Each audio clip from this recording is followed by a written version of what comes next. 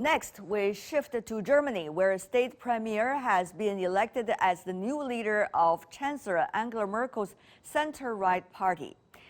The new elected leader will build unity in the Christian Democratic Union, otherwise known as CDU. But there's no guarantee he will be the CDU candidate for chancellorship in September's general election. Before our discussion about all the latest and how it's likely to play out in German politics, take a look at this first.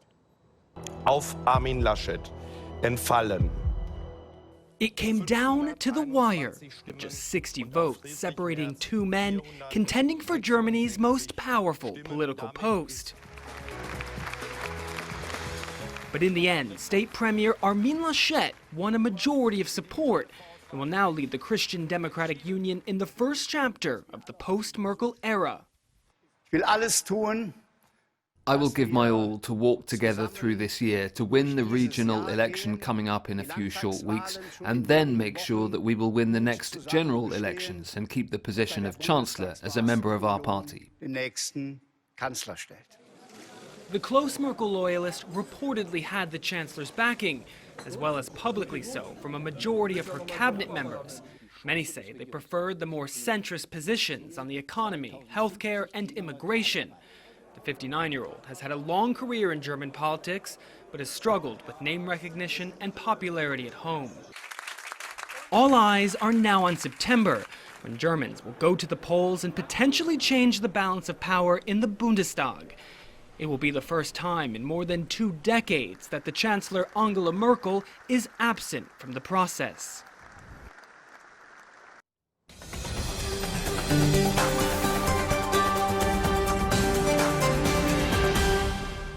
For more on the German politics, joining us from Berlin, we have Paul Hocknuss, I hope I pronounced your name right, who's the author of the book Berlin Calling. Also in Berlin, we have Dr. Markus Keim, who's a senior fellow at the German Institute for International and Security Affairs. Joining me in Beijing studio, Wang Yiwei, Jean Monnet Chair Professor and also Director of the Center for European Studies from Renmin University of China. Gentlemen, thank you so much for joining us.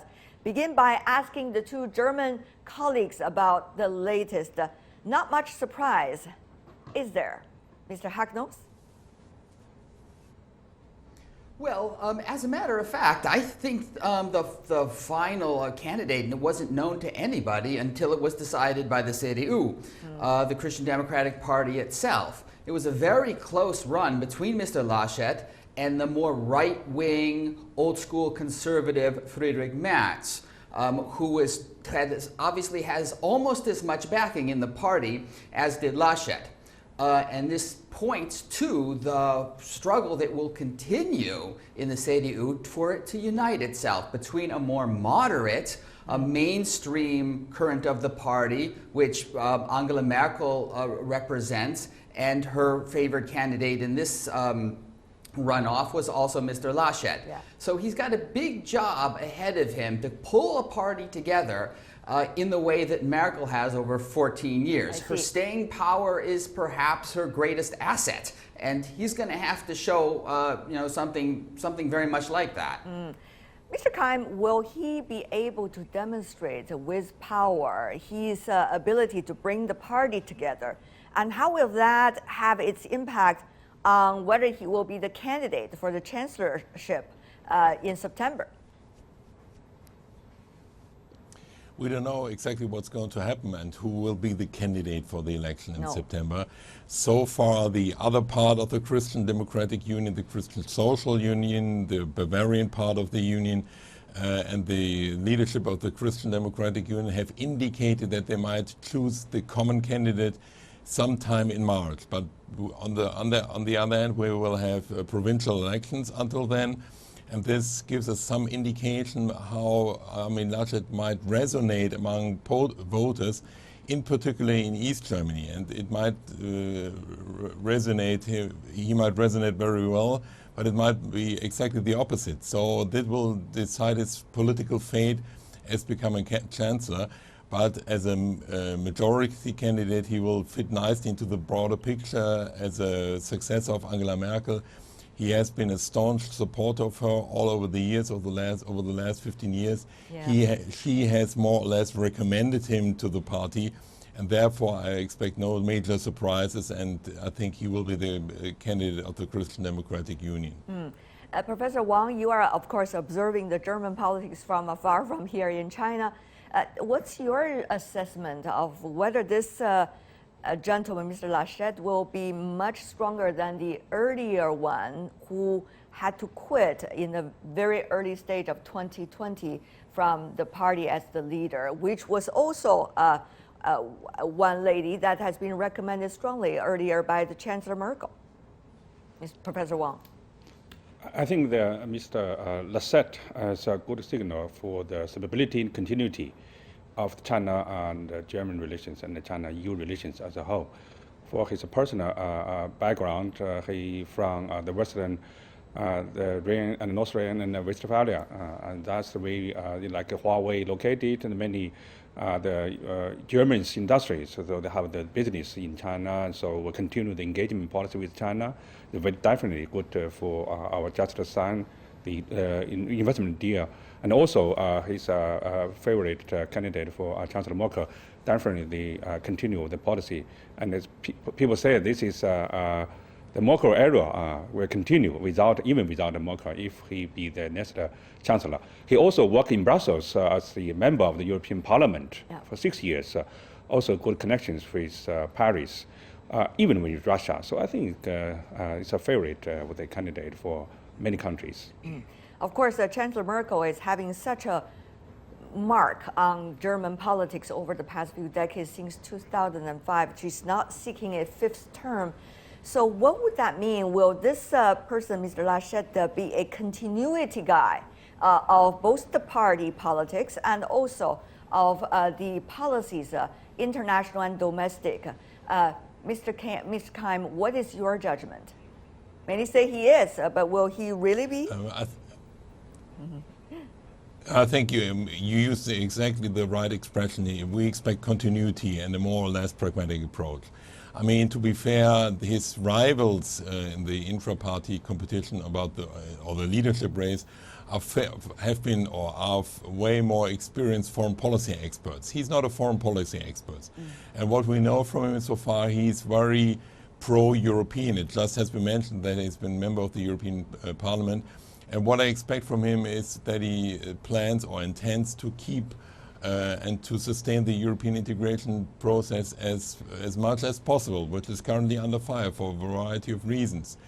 And therefore, I think towards the international system and towards Asia and China in particular, I'm expecting continuity as well. So a more or less pragmatic approach.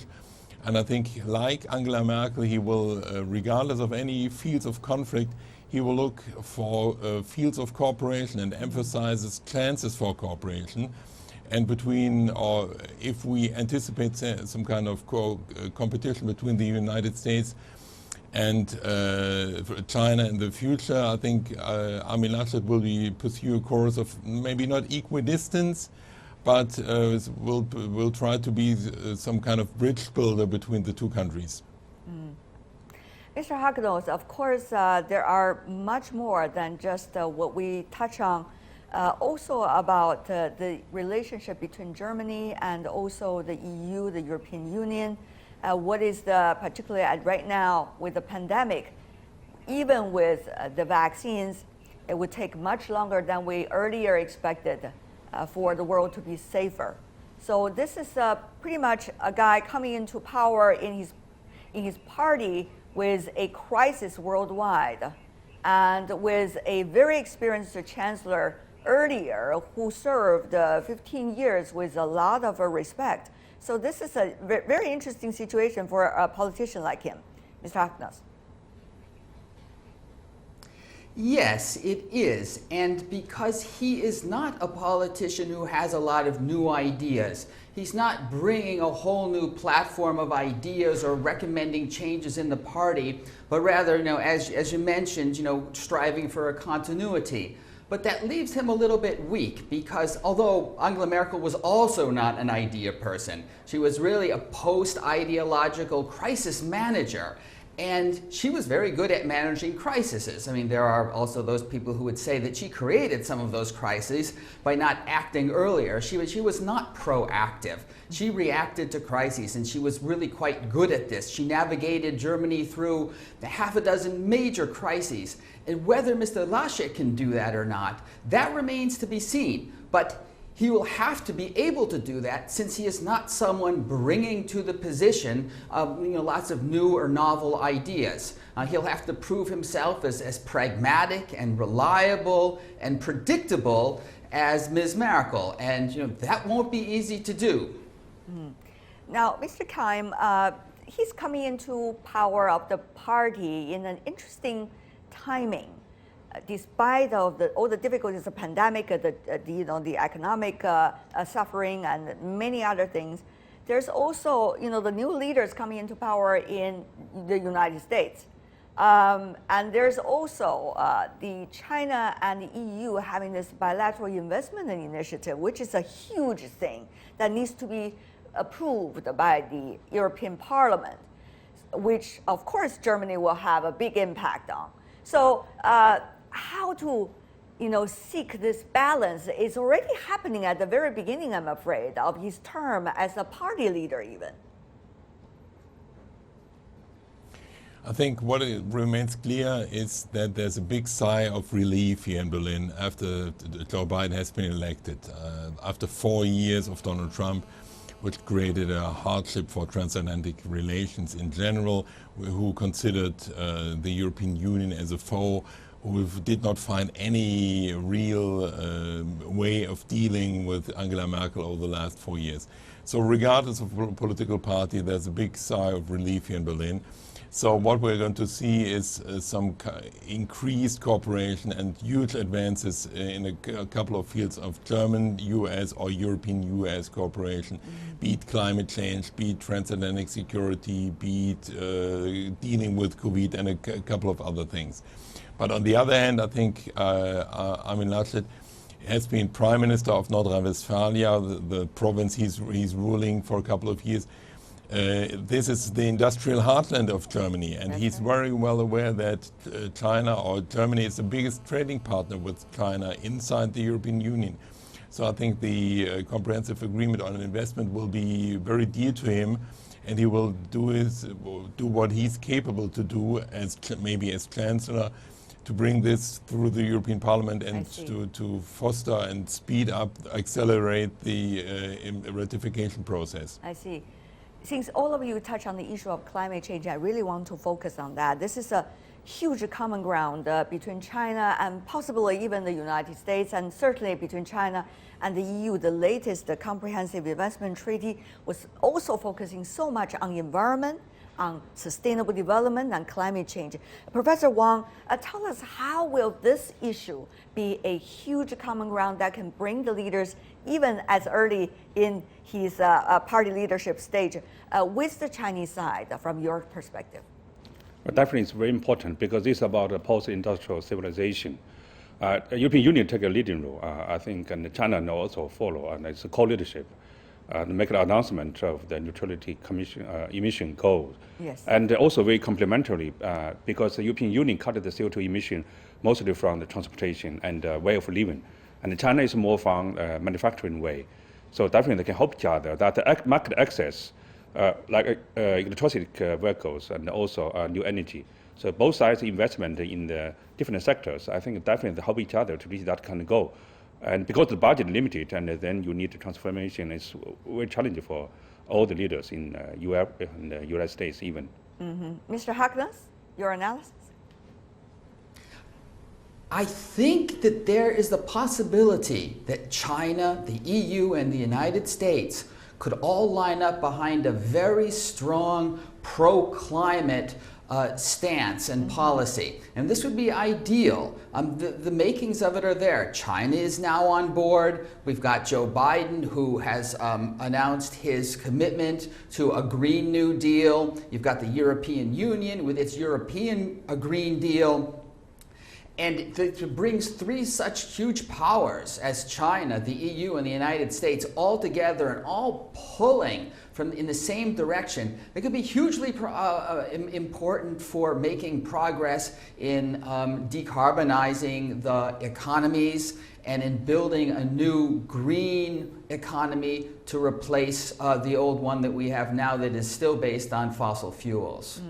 Mr. Keim, however, on the other hand, the economies are really suffering, as we all know, around the world due to the pandemic. How fast do you think people can, rally themselves around one common goal, for example, like climate change, and be able to work from there? For the new German party leader, what is likely to be the prospect?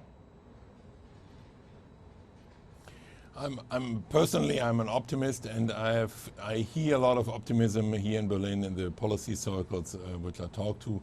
I think there's maybe not huge confidence, but big confidence that we will overcome the pandemic in the next couple of months, so that the economy restarts or jump starts again, and that we can turn to other things than dealing with the pandemic, and turn to the world, turn to the international system again and its problems.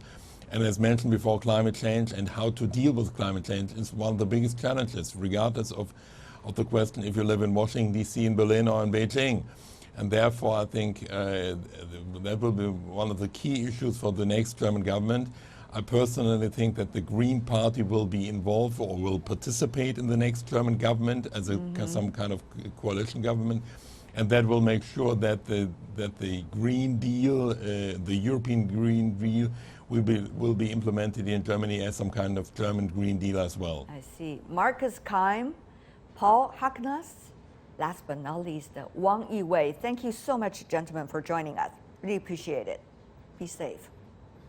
And that's all the time we have for today for our event and for our program today. If you'd like to see more, watch World Insight or check out our YouTube channel. Follow us on Twitter and Facebook. I'm Tian Wei on behalf of the team. Thanks for watching and bye for now. Thank you.